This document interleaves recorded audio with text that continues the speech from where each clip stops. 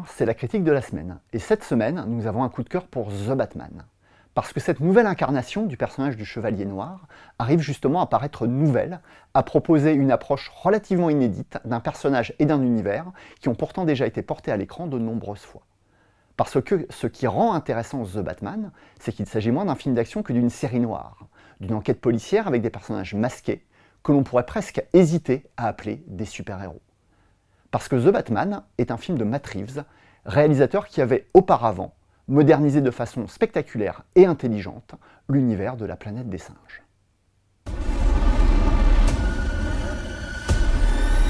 Bruce Wayne. Sorry. I wouldn't be bothering you here, but your people keep telling me you're unavailable.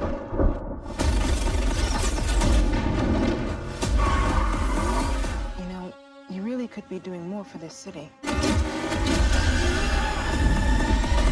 Your family has a history of philanthropy, but as far as I can tell, you're not doing anything.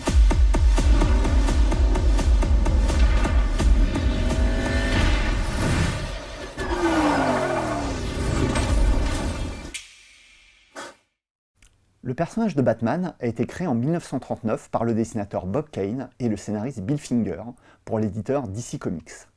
Il a inspiré depuis des centaines d'autres artistes de BD, mais aussi de nombreux cinéastes. On compte d'abord 2 serials Batman dans les années 40, puis une série télévisée colorée et ironique à la fin des années 60, qui avait donné naissance à un film du même acabit. Dans ces 30 dernières années, une bonne dizaine de films ont été consacrés à Batman, avec des approches toujours différentes. Nous avons ainsi successivement pu profiter des visions gothiques de Tim Burton, baroques et grotesques de Joel Schumacher, hyper réalistes de Christopher Nolan, martiales et emphatiques de Zack Snyder, et toutes ont été déclinées sur 2, voire 3 films. Ajoutons à cela une admirable série de dessins animés, diffusés dans la foulée des films de Burton, qui parvenaient à équilibrer les différentes facettes de l'univers. La noirceur et l'excentricité, le mystère et l'action, l'introspection et l'humour. Bien d'autres dessins animés ont suivi, ainsi que des séries télévisées en prise de vue réelle, comme Gotham ou Batgirl, et de nombreux jeux vidéo, dont la célèbre saga Arkham. On a vu fleurir, en parallèle, des films donnant la vedette aux antagonistes de la bande dessinée. Catwoman, le Joker, Harley Quinn, la Suicide Squad, les Birds of Prey. Et c'est sans compter les apparitions de Batman, et d'ailleurs d'autres super-héros d'ici, dans l'excellent film La Grande Aventure Lego, ainsi que dans sa suite, puis dans le film Lego Batman. La liste est sans fin. Et on peut se demander quelle approche il est encore possible d'adopter pour surprendre et intéresser le public et les fans du personnage. Ce sera sans doute d'ailleurs la question qui va agiter dans les prochaines semaines le café du commerce cinéphile. Alors The Batman, mieux ou moins bien que The Dark Knight? Plus épique que Batman vs Superman? Plus cinglé que Joker? The Riddler is asking for you. The killer left this for the Batman. Why is he writing to you? You came. I've been trying to reach you. Riddler's latest. It's all about the Waynes. If we don't stand up, no one will. You got a lot of cats. I have a thing about strays. The bat and the cat. It's got a nice ring. A new friend of yours? I'm not so sure. Parmi tous ses prédécesseurs, le film de Matt Reeves se rapproche le plus de la trilogie de Christopher Nolan. Comme Batman Begins, The Batman nous présente un justicier au début de sa lutte contre le crime. Comme Nolan, Matt Reeves cherche à faire un film politique qui s'intéresse à la gestion de la cité de Gotham qui est gangrénée par la corruption. Rien de surprenant donc que l'intrigue de ce nouveau film se déroule en pleine période électorale. Les 2 cinéastes cherchent à inscrire Batman et ses adversaires dans un environnement réaliste, âpre et urbain. Nolan revendiquait une approche hyper réaliste, mais n'oubliait jamais de bifurquer vers le romanesque, avec des gadgets à la James Bond, des ninjas et une société secrète. Rien de tout cela chez Matt Reeves, qui nous montre un Batman plus prosaïque que jamais, qui combat des dealers, des gangsters et des terroristes. Alors certes, ceux-ci portent le nom de personnages de la BD, comme le Pingouin et le Riddler, mais ils sont tellement éloignés de leur modèle qu'ils auraient aussi bien pu s'appeler autrement. On verra là, au choix, le signe d'un imaginaire en berne, ou bien d'une intéressante approche par soustraction, qui retire à l'univers de Batman la plupart de ses oripeaux gothiques, ses monstres et ses déguisements, pour aller directement à l'essentiel, une exploration des bas-fonds. Car la voilà, l'idée directrice de The Batman. Réduire la voilure sur le grand spectacle pyrotechnique pour se concentrer sur une enquête criminelle qui reprend les personnages typiques du roman noir. Le détective, les policiers plus ou moins corrompus, la cambrioleuse, les gangsters et le terroriste. Comme dans les classiques du film noir, l'enquête est un prétexte pour creuser la psyché tourmentée de l'enquêteur. D'ailleurs, The Batman utilise à plusieurs reprises une voix off typique du genre. Et la solution de l'intrigue se trouve dans le passé des deux personnages principaux, Bruce Wayne et Selina Kyle. Matt Reeves, le réalisateur, est un ami d'enfance de J.J. Abrams et il est aussi proche de James Gray, qu'il a côtoyé à l'université. Ce n'est pourtant pas chez l'auteur de The Yards, ou La nuit nous appartient, que le réalisateur est allé chercher l'inspiration de son polar super-héroïque. Il semble plutôt être allé voir du côté de David Fincher, dont il imite les ambiances nocturnes et la lenteur clinique.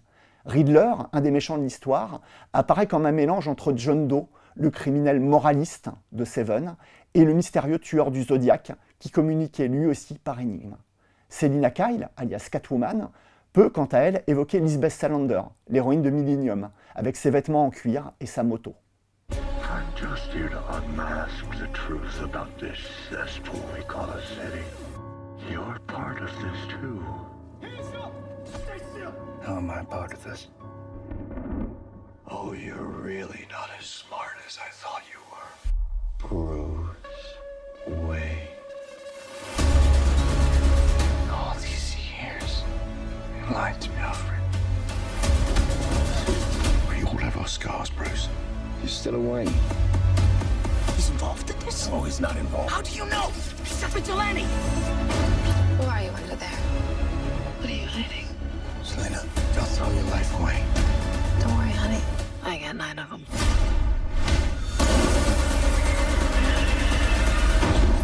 Matt Reeves aborde donc Batman de la façon la plus vraisemblable possible, à la manière d'un roman noir.